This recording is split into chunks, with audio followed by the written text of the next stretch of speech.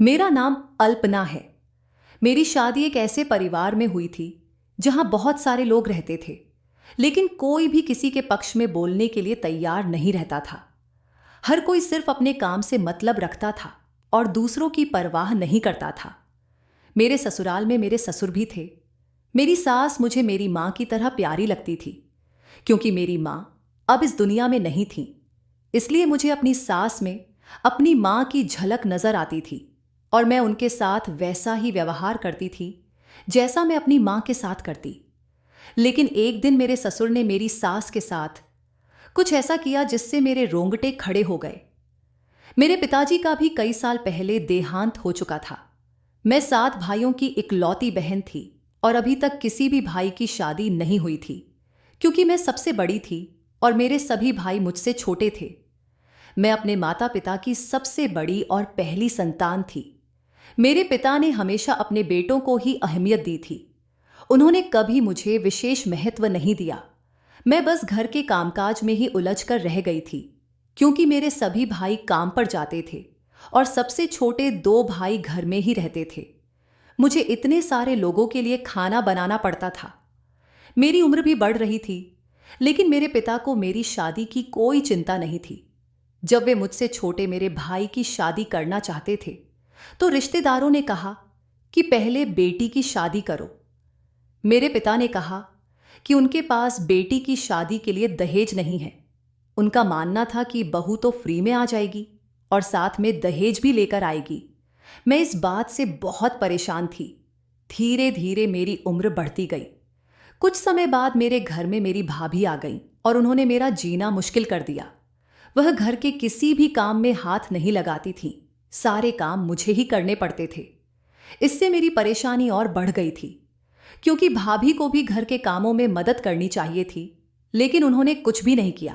घर वालों को लगता था कि भाभी के आने से मुझे आराम मिल गया है, लेकिन सच्चाई यह थी कि मेरी मुश्किलें और बढ़ गई थीं।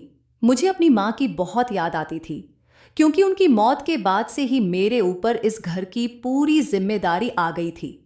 मुझे अपने भाइयों की भी बहुत फिक्र होती थी, लेकिन फिर मैंने अपने दिल को समझा लिया कि जब इस घर में किसी को मेरी परवाह नहीं है, तो मुझे भी किसी की परवाह करने की जरूरत नहीं है। अब मेरी उम्र 35 साल हो चुकी थी और मेरे साथ की सभी लड़कियों की शादी हो चुकी थी। उनके बच्चे भी थे। मेरे चाचा जी ने मेरे पिताजी को समझाया कि पहले बेटी की शादी करो। मेरे पिता अब बूढ़े हो चुके थे, लेकिन उन्होंने कभी अपने बच्चों की ओर ध्यान नहीं दिया था। उनका ध्यान सिर्फ पैसे कमाने पर था, और वो पैसे भी वे सिर्फ अपने और अपने बेटों के लिए कमाते थे। मुझे इस घर में नौकरानी की तरह रहना पड़ता था। चाचा जी और दादाजी के कहने पर मेरे पिताजी मेरी शादी के लिए तैयार हो गए थे। रिश्ता भी चाचा जी ही लेकर आए थे।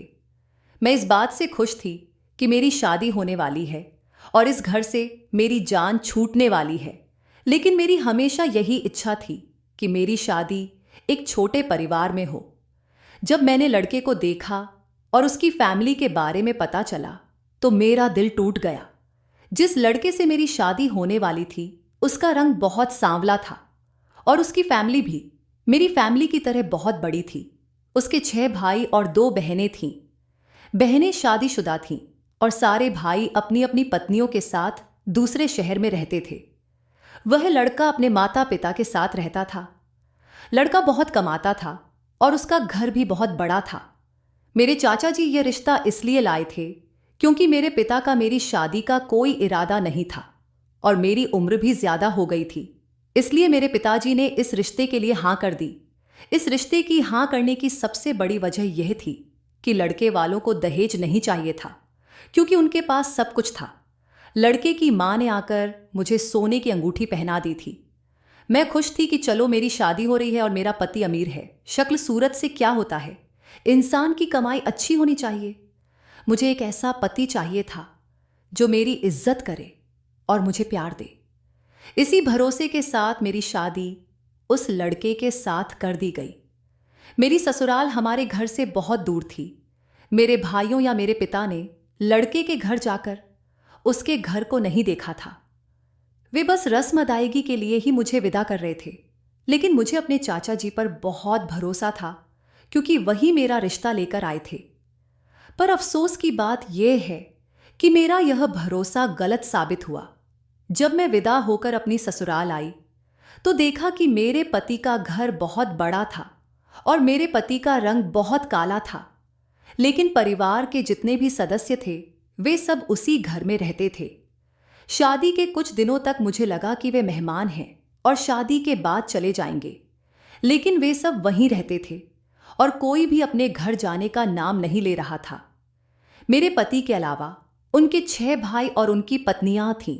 उन पति पत्नी के बच्चे भी बहुत सारे थे। शुरुआत में तो मेरे पति के साथ बहुत अच्छे दिन गुजरे थे, लेकिन कुछ समय बाद ही मेरे पति काम के सिलसिले में शहर से बाहर चले गए। मेरी सास बहुत अच्छी औरत थी और उन्होंने मेरा ख्याल रखा। मेरी जेठानियां अपने कमरों में ही पड़ी रहती थीं। उन्हें आराम और मेकअप करने से फुर्सत नहीं मिलती थी। मुझे सिर्फ 2-3 दिन आराम करने का मौका मिला और फिर मैंने इस घर की सारी जिम्मेदारी संभाल ली। वैसे यहाँ नौकर भी थे, लेकिन मुझे उन पर भरोसा नहीं था, इसलिए मेरी ड्यूटी थी कि मैं उन पर नजर रखती। मेरी सास मेरी जिम्मेदारी से बहुत खुश थी। इतने सारे लोग होते हुए भी इस घर में सन्नाटा था। सभी अपने अपने कमरों में ही रहते थे। मेरे पति जब से शहर गए थे मुझे अपने कमरे में अकेले ही सोना पड़ता था। मेरे पति का व्यवहार बहुत अच्छा था और शादी की पहली रात से ही उन्होंने मेरे साथ अच्छा बर्ताव किया था। मुझे खुशी हुई कि चलो मेरे पति तो बहुत अच्छे हैं, क्योंकि उनका रंग बहुत काला होने की वजह से उनकी शादी काफी समय बाद हुई थी। जब मैं अपने कमरे में सोने जाती और अकेली होती तो मुझे रात में ऐसा लगता जैसे कोई चीख चिल्ला रहा हो। मुझे लगता था कि इस घर में भूत है, क्योंकि मुझे पैरों की चलने की आवाज भी सुनाई देती थी। सारा दिन तो सभी लोग अपने कमरों में बंद रहते थे, तो रात में कौन था जो इस घर में टहलता था। मुझे बहुत डर लगता था और मैं अपने पति को याद करती रहती थी। हर रात मुझे किसी के चलने और चिल्लाने की आवाज आती थी। मैं डरते हुए अपने कमरे में बंद रहती थी और सोचती कि इस बारे में किसी से जरूर पूछूंगी कि रात को इस घर में क्या होता है। अगले दिन मैंने अपनी सास से यह बात पूछी तो वह थोड़ी घबरा गई और बातों को टालने लगी। यह घर भी बहुत बड़ा था और इसमें बहुत सारे लोग रहते थे। हो सकता है कि कोई रात में जाग जाता हो या फिर किसी जेठानी का बच्चा रोता हो और मुझे लगता हो कि कोई चिल्ला रहा है। शायद यह मेरा वहम हो। मैंने अपने दिल को समझा लिया कि मुझे इधर उधर ध्यान देने की जरूरत नहीं है। वैसे भी मुझे तो कोई नुकसान नहीं पहुंचा रहा था। इस घर की खामोशी से मैं बहुत बोर हो गई थी। कभी कभी मेरी बात मेरे पति से फोन पर हो जाती थी। उसके अलावा मेरा कहीं आना जाना भी नहीं था। इस घर में ससुराल का कोई रिश्तेदार भी नहीं आता था। हर कोई अपने काम से मतलब रखता था।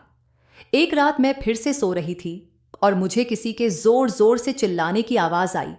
मैंने हिम्मत करके यह देखने के लिए उठने का फैसला किया कि कौन है जो इतनी रात को चिल्लाता है और घर में टहलता है। मैंने देखा कि मेरे ससुर किसी से फोन पर गुस्से में बातें कर रहे थे। वह अक्सर ऊंची आवाज में फोन पर बात करते थे, जिससे उनकी आवाज पूरे घर में गूंजती थी।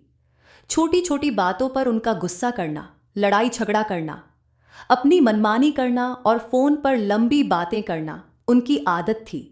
वह कोई काम नहीं करते थे और सारा दिन घर में ही रहते थे। घर के सभी लोग, यहां तक कि मेरी सास भी, उनसे बहुत डरते थे।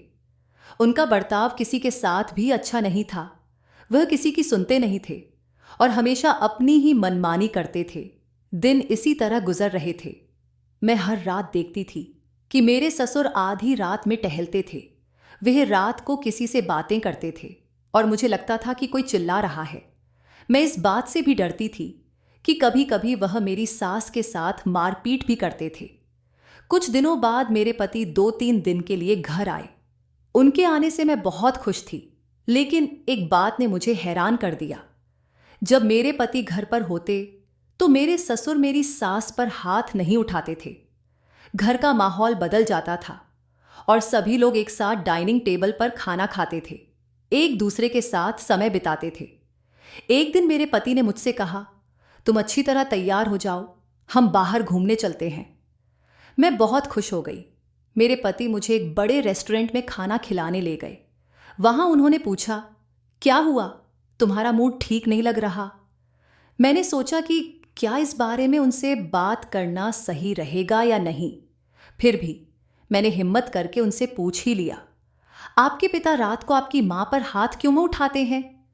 यह सुनकर मेरे पति ने हैरानी से मेरी ओर देखा और कहा, तुम पागल हो गई हो, ऐसा कुछ नहीं है।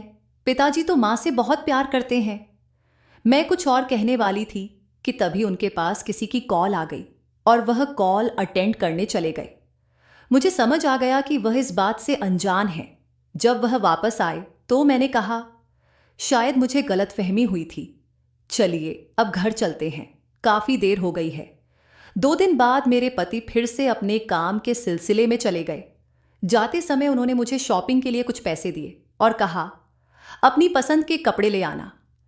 मेरी कोई जेठानी मेरे साथ नहीं जाती थी क्योंकि कोई भी मुझसे ढंग से बात नहीं करता था। मैंने अपनी सास से इसलिए नहीं पूछा क्योंकि डर था कि कहीं मेरे ससुर उन्हें जाने से मना न कर दें। घर की नौकरानियों से मेरी अच्छी पहचान हो गई थी। एक नौकरानी थी, चमेली। मैंने उससे पूछा कि क्या वह मेरे साथ मार्केट चलेगी, तो वह तैयार हो गई। मुझे इस घर में किसी से अनुमति लेने की जरूरत नहीं थी क्योंकि किसी को किसी से कोई मतलब नहीं था। मैं चमेली को साथ लेकर मार्केट गई और शॉपिंग करके वापस आ गई। जब मैं घर लौटी तो देखा कि मेरी सास के कमरे का दरवाजा खुला हुआ था। मैंने धीरे धीरे कदम बढ़ाए और दरवाजे के पास पहुंची। अंदर से आवाज आ रही थी। मेरी सास कह रही थी, अब मुझ पर ज्यादा जोर मत डालो।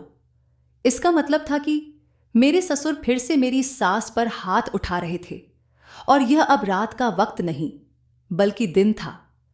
मैंने दरवाजे से झांक कर देखा तो मेरे होश उड़ गए। मेरे ससुर मेरी सास के बाल काट रहे थे। मैं समझती थी कि मेरे ससुर मेरी सास को मारते होंगे, इसलिए वह इतनी ज्यादा चिल्लाती हैं। लेकिन मेरा यह ख्याल गलत साबित हुआ। दरअसल वह उन्हें मार नहीं रहे थे बल्कि उनके बाल काट रहे थे, जिस पर मेरी सास बहुत चिल्ला रही थी। मुझे यह बात बिल्कुल समझ नहीं आई कि वह ऐसा क्यों कर रहे थे। आखिर बाल तो औरत का गहना होते हैं। मेरे ससुर के एक हाथ में मेरी सास के कटे हुए बाल और दूसरे हाथ में कैंची थी। यह देखकर मुझसे रहा नहीं गया और मैं चिल्लाते हुए कमरे में चली गई। मैंने कहा, पिताजी आप यह सब क्या कर रहे हैं? मेरे ससुर ने कहा, शुक्र करो बहू, तुम्हारी सास के हिसाब से यह सजा बहुत कम है, वरना इसके कारनामों के लिए इसे घर से निकाल देना चाहिए। यह कहते हुए मेरे ससुर कमरे से बाहर निकल गए। मैंने अपनी सास को गले लगा लिया क्योंकि वह बहुत रो रही थी। मैंने पूछा, यह सब क्या हो रहा है और पिताजी ने आपके बाल क्यों काटे? मेरी सास ने कहा, ऐसा तो वह हर रोज करते हैं, पहले मारते हैं और फिर बाल काटते हैं। मैंने कहा, लेकिन मुझे लगता है कि वह सिर्फ आपके बाल काटते हैं, मारते नहीं। मेरी सास बोली, तुम नहीं जानती, वह बहुत जालिम है। मेरी सास ने कहा, बहू मैंने कुछ नहीं किया, तुम अभी इस घर के बारे में कुछ नहीं जानती हो, इसलिए तुम यह बात नहीं समझ सकती। मैं बेकसूर हूं। मैंने पूछा, फिर भी कोई बात तो होगी जो वह आपके साथ ऐसा करते हैं। मेरी सास ने कहा, इस घर में सबको अपनी फिक्र है, इसलिए कोई किसी के मामले में नहीं बोलता। घर के सारे लोग मेरे छोटे बेटे की कमाई खाते हैं, इसलिए मैं इस घर के लोगों से बचकर रहना। तुम्हारे ससुर बहुत खतरनाक आदमी हैं, कभी भी अपने पति से कुछ मत कहना, वरना वह मुझे जान से मार देंगे। मेरी सास ने मुझे जबरदस्ती कमरे से बाहर भेज दिया और कहा, आइंदा हमारे झगड़े के बीच मत आना, वरना तुम्हारे साथ अच्छा नहीं होगा। मैं खामोशी से उनके कमरे से बाहर आ गई। मुझे बहुत दुख हो रहा था कि मेरी सास के साथ ऐसा हो रहा है। जब मैं अपने कमरे की तरफ जा रही थी तो मुझे सीढ़ियों पर मेरे ससुर मिल गए। उन्होंने मुझे आवाज देकर रोका और कहा, एक बार मेरी बात सुनो। मुझे पता है कि तुम्हें मेरी बातों पर यकीन नहीं होगा। मैं समझ नहीं पाई कि वह क्या कहना चाहते हैं। उन्होंने मुझसे कहा, मुझे पता है कि तुम बहुत समझदार लड़की हो, बिल्कुल मेरे बेटे की तरह। मैंने कहा, लेकिन आप माँ जी के साथ बहुत गलत कर रहे हैं। मेरे ससुर ने कहा, रुको मैं तुम्हें सारी कहानी समझाता हूं ताकि तुम्हें मुझ पर यकीन आ सके। उन्होंने अपनी जेब से मोबाइल निकाला और उसमें कुछ तस्वीरें दिखाईं। उन्होंने कहा, ये देख लो, मुझे उम्मीद है कि आज के बाद तुम कभी मुझे गलत नहीं समझोगी। मैंने तस्वीरें देखीं और मेरी आंखों के सामने अंधेरा छा गया। मुझे अपनी आंखों पर विश्वास नहीं हो रहा था। इतने में मेरी सास आ गई और उन्होंने मेरे हाथ से मोबाइल छीन लिया और मुझे खींचकर कमरे से बाहर ले गई। मेरी सास ने कहा, तुम अभी तक अपने कमरे में नहीं गई हो। तुम कुछ नहीं जानती और न ही कुछ समझती हो। चलो अपने कमरे में जाओ और दोबारा हमारे बीच पड़ने की जरूरत नहीं है। मैंने झटके से अपना हाथ छुड़ाया और अपने कमरे में चली गई। रात को फिर वही चिल्लाने की आवाजें आ रही थीं। मेरे ससुर मेरी सास के बाल काट काट कर उन्हें आधा गंजा कर चुके थे। मेरी सास हमेशा अपने सिर पर पल्लू रखकर घूमती थीं। कई दिन इसी तरह गुजर गए। जब मेरे पति घर आते तो घर का माहौल बहुत अच्छा होता और जब वह चले जाते तो फिर से बिगड़ जाता। मैं अपने पति को सब कुछ बताना चाहती थी, लेकिन मेरी सास ने मना कर दिया था और कहा था कि अगर मैंने कुछ बताया तो वह मुझे घर से बाहर निकलवा देंगी। मुझे बहुत तनाव रहने लगा था। मैं रात को सो नहीं पाती थी। मेरी सास मेरे पति की माँ थी और मुझे बहुत प्यारी थी, क्योंकि उन्होंने कभी भी मेरे साथ बुरा बर्ताव नहीं किया था। फिर एक दिन मेरे ससुर ने मेरी सास के साथ बहुत अच्छा व्यवहार किया। मुझे लगा कि शायद उन्हें एहसास हो गया है कि औरत पर हाथ नहीं उठाना चाहिए। मैं बहुत खुश थी कि अब काफी दिनों से मेरे ससुर मेरी सास के साथ कुछ भी गलत नहीं कर रहे थे। एक दिन रात को 9 बजे मैं अपने कमरे में बैठी टीवी देख रही थी। तभी मेरे ससुर मेरे कमरे में आए। मैंने उन्हें देखकर जल्दी से अपने सिर पर पल्लू रख लिया। मैंने कहा, पिताजी आपका यहां आना कैसे हुआ? मेरे ससुर मेरे कमरे में आए और बोले, बहू मैं तुम्हारे लिए अपने हाथ की बनी चाय लेकर आया हूं। तुम्हें और तुम्हारे पति को मेरी चाय बहुत पसंद है। मैं चाहता हूं कि तुम मेरी चाय पीकर बताओ कि कैसी बनी है। मैं हैरान थी। मैंने चाय का कप उनके हाथ से लिया और कहा, शुक्रिया पिताजी। मेरे ससुर ने कहा, नहीं बहू, मेरे सामने ही पियो। मैं तुम्हारे मुंह से अपनी तारीफ सुनना चाहता हूं। मैंने कहा, पिताजी अभी मैंने 2-3 गिलास पानी पिया है, इसलिए मेरा पेट भरा हुआ है। थोड़ी देर बाद जब चाय ठंडी हो जाएगी तब पी लूंगी और आपकी तारीफ भी कर दूंगी। मेरे ससुर मुस्कुराए और बोले, अच्छा तो सिंह बात है। उन्होंने मेरे सिर पर हाथ रखा और कहा, जीती रहो, मैं चलता हूं, चाय जरूर पी लेना। मैंने हाँ में सिर हिला दिया। फिर उठी, चाय का कप उठाया और बाथरूम में जाकर चाय को फेंक दिया। कप वापस लाकर टेबल पर रख दिया, क्योंकि रात के समय चाय पीने का मन नहीं था। रात को चाय पीने से मुझे नींद नहीं आती और पाचन में भी दिक्कत होती है। मैं अपने ससुर को यह नहीं बता सकती थी, लेकिन खुशी थी कि उनके व्यवहार में अब काफी बदलाव आ गया था। लंबे समय से उन्होंने मेरी सास के साथ कोई अत्याचार नहीं किया था। रात हो गई थी, इसलिए मैंने टीवी बंद किया और अपने पति से चैटिंग पर बातें करने लगी। इस समय वह भी अपने कमरे में आराम कर रहे थे। तभी मुझे महसूस हुआ कि किसी की परछाई मेरे कमरे की ओर आ रही है। मैं डर गई और जल्दी से मोबाइल बंद करके आंखें बंद कर लेट गई। किसी ने दरवाजा खोला, मुझ पर नजर डाली और फिर दरवाजा बंद कर दिया। मैं समझ गई कि मेरे कमरे में कौन आया था। मैंने फिर से अपने पति से चैटिंग शुरू की, लेकिन तभी मुझे कमरे से बाहर कुछ खटपट की आवाज सुनाई दी। मैंने मोबाइल रख दिया और चुपके से बाहर देखने निकली कि आखिर बाहर क्या हो रहा है। मैंने देखा कि मेरे ससुर मेरी सास के मुंह पर हाथ रखकर उन्हें कहीं ले जा रहे थे। मैं उनके पीछे पीछे गई और हैरान रह गई कि इस घर में एक बेसमेंट भी था, जिसके बारे में मुझे पहले कुछ पता नहीं था। मेरे ससुर मेरी सास को जबरदस्ती खींचते हुए बेसमेंट में ले जा रहे थे। मैं भी दबे पांव उनके पीछे चली गई। बेसमेंट में मेरी सास को एक कुर्सी पर बिठाकर रस्सी से बांध दिया गया। वहां और भी लोग मौजूद थे जिनसे मेरे ससुर बातें कर रहे थे। इसके बाद जो उन्होंने कहा उसे सुनकर मेरे होश उड़ गए। उन्होंने कहा, तुम्हारे घर की सारी दौलत तुम्हारी इकलौती बेटी की है। मैं चाहता हूं कि यह सब कुछ मेरे नाम कर दो। मैं इस दिन का इंतजार कर रहा था। आज तुम्हें मारकर दफना दूंगा और सबको बता दूंगा कि तुम अपने आशिक के साथ भाग गई हो। अब जल्दी से इन पेपर्स पर साइन कर दो ताकि तुम्हारे बेटे की सारी जायदाद मेरे नाम हो सके। मेरी सास बोली, मैं मर जाऊंगी लेकिन ऐसा कभी नहीं करूंगी। ये सब कुछ मेरी बेटी की मेहनत की कमाई है। तुम क्या चाहते हो कि मैं तुम्हारे और तुम्हारे बच्चों को अपने बेटे की मेहनत की कमाई दे दूं? शुक्र करो कि मैंने इतने सालों से तुम्हारी यह सच्चाई अपने बेटे से छुपाई है।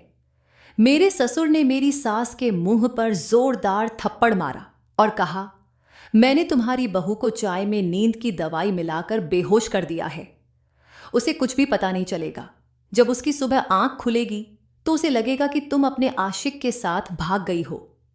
असल में उस दिन मेरे ससुर ने मुझे जो फोटो दिखाए थे वे मेरी सास के अश्लील फोटो थे, जिन्हें मेरे ससुर ने दूसरे मर्दों के साथ एडिट किया था। अब मैं आपको बताती हूं कि आखिर यह सब माजरा क्या है। दरअसल मेरे ससुर मेरी सास के दूसरे पति थे। मेरे पति मेरी सास के पहले पति के बेटे थे। जब मेरी सास की शादी हुई थी तो वह विधवा हो गई थी। उनके पहले पति ने अपने बच्चे के नाम सारी जायदाद कर दी थी, क्योंकि उनकी मौत से पहले मेरी सास गर्भवती थी। मेरी सास ने अपने बेटे को पढ़ाया लिखाया और अपने पति का बिजनेस दोबारा शुरू करने का हौसला दिया, जबकि मेरे ससुर के बच्चे उनकी जायदाद पर ऐश कर रहे थे। मेरे पति नहीं जानते थे कि उनके ससुर उनकी मां के दूसरे पति थे। मेरी सास ने उनसे यह बात छुपाई थी, क्योंकि उनका बेटा बचपन से ही बहुत समझदार था। जब मेरे पति ने अपने पहले पिता के बिजनेस को दोबारा से शुरू किया और बहुत पैसा कमाया तो यह बात मेरे ससुर को अच्छी नहीं लगी। मेरी सास के पहले पति की कमाई पर यह लोग पल रहे थे। मेरे पति ने अपनी सारी कमाई अपनी मां के नाम कर दी थी। मेरे ससुर अब यह सारी जायदाद अपने नाम करवाना चाहते थे और काफी समय से मेरी सास को इसके लिए ब्लैकमेल कर रहे थे। मेरे ससुर मेरी सास से पेपर्स पर साइन करवाकर उन्हें मार देना चाहते थे और सबको यह बताना चाहते थे कि मेरी सास अपने आशिक के साथ भाग गई। अब मैं अपनी सास पर हो रहे अत्याचार को और नहीं देख सकती थी। जब मैं अपने कमरे में लेटी हुई अपने पति से चैट कर रही थी, तब मैंने एक योजना बनाई। मैं समझ गई थी कि कमरे में मेरे ससुर आए थे। मैंने अपने पति को मैसेज में पूरी बात बता दी। मैंने सोच लिया था कि चाहे मेरे पति को यकीन आए या ना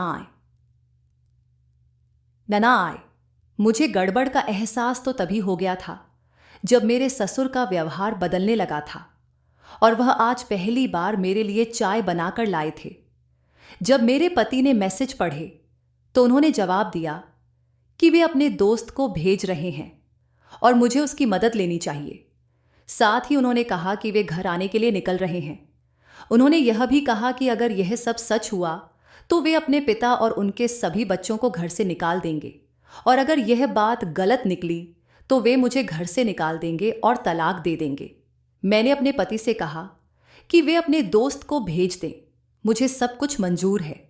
जब मैं 20 मिनट की सीढ़ियों से चलकर दरवाजे पर आई तो देखा कि मेरे पति के दोस्त आ गए थे। वे पुलिस ऑफिसर भी थे। मैंने अपने पति को बताया था कि उनके पिता रोज रात को उनकी मां को मारते हैं और उनके बाल काटते हैं। अगर उन्हें यकीन नहीं होता तो वे आकर देख सकते हैं। मुझे लग रहा था कि आज भी वही सब कुछ होने वाला है। मैं अपने पति के दोस्त को नीचे बेसमेंट में ले गई। उन्होंने अपनी आंखों से देखा कि मेरे ससुर और उनके बेटे मेरी सास से साइन करवाने के लिए मारपीट कर रहे थे और उन्हें फोर्स कर रहे थे। उन्होंने मेरे ससुर और उनके दोनों बेटों को अरेस्ट कर लिया और तीनों को पुलिस स्टेशन ले गए। सुबह होते होते मेरे पति भी घर आ गए थे, क्योंकि उनके दोस्त ने उन्हें फोन करके सारी बात बता दी थी। सारी सच्चाई मेरे पति के सामने आ गई थी। उन्होंने अपने पिता और उनके सभी बेटों पर केस कर दिया। मेरी सास ने भी कोर्ट में गवाही दी, इसलिए फैसला हमारे हक में हुआ। हमारे जेठ और जेठानी जो हमारे घर में रहते थे वे सब चले गए। अब इस बड़े से घर में हम अकेले रहते हैं और बहुत खुशी खुशी रहते हैं। मेरे पति ने फैसला किया कि वे अब कहीं नहीं जाएंगे। वे हमारे साथ ही रहते हैं और इसी शहर में रहकर अपना काम करते हैं। कभी कभी कुछ लोग दौलत के लिए इतने गिर जाते हैं कि रिश्तों की अहमियत भूल जाते हैं। मैं आपसे विनती करती हूं कि अपने रिश्तों की कदर करें। जो रिश्ते आज हमारे साथ हैं, अगर हम उनके साथ गलत करेंगे तो उनके दिल में गलत फहमी आ जाएगी और फिर वे हमें कभी पलटकर नहीं देखेंगे। इसलिए अच्छे इंसान की परख करना सीखें। जो अच्छा है उसके साथ अच्छा व्यवहार करें और जो बुरा है उसकी बुराई को खत्म करने की कोशिश करें। मेरे ससुर ने मेरी सास से बहुत माफी मांगी थी, लेकिन शायद वे माफी के काबिल नहीं थे क्योंकि वे बहुत बड़ी गलती करने जा रहे थे। वे मेरी सास को जान से मारने जा रहे थे। अगर मैं मौके पर न होती तो शायद वे मेरी सास को इसी घर में ही दफन कर देते। दोस्तों, उम्मीद करती हूं कि आपको हमारी कहानी पसंद आई होगी। अगर कहानी पसंद आई है तो वीडियो को लाइक करें। चैनल पर नए हैं तो चैनल को सब्सक्राइब करें और नोटिफिकेशन बेल को जरूर दबाएं ताकि अगली अपडेट सबसे पहले आपको मिले।